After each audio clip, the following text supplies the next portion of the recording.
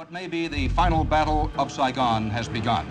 Communist ground forces have started moving in on Saigon's Tan Son Nhut Airport.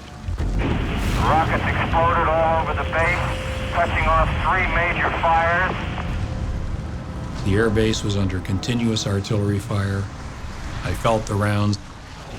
They were so close. The shrapnel was clinking against the fence behind us.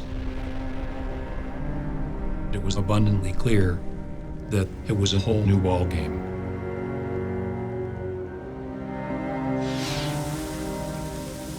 We never expected any trouble out there.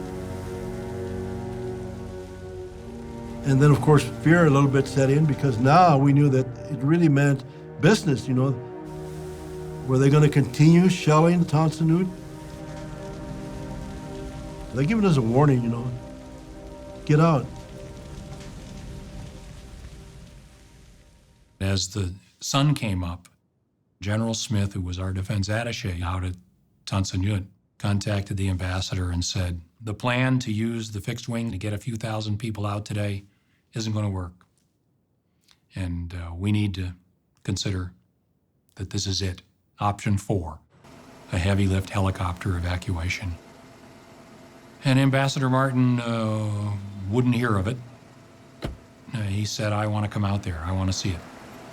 Which he did. He got in a sedan. He didn't lack for guts. There was still rounds coming in. Sporadic. But there was still artillery fire.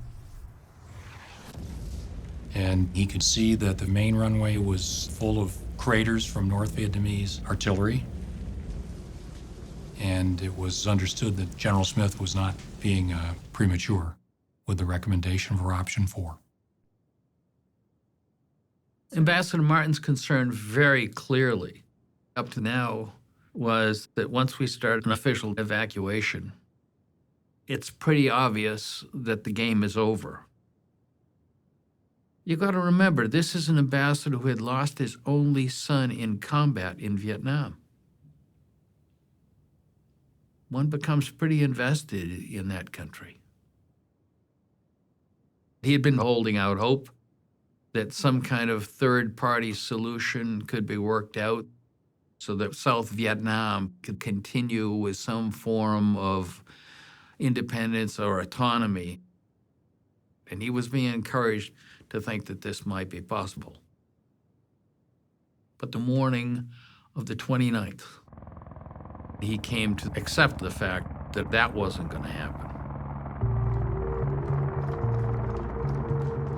And I picked up the phone and told Secretary Kissinger to inform the President that I had decided that we would have to go to option 4.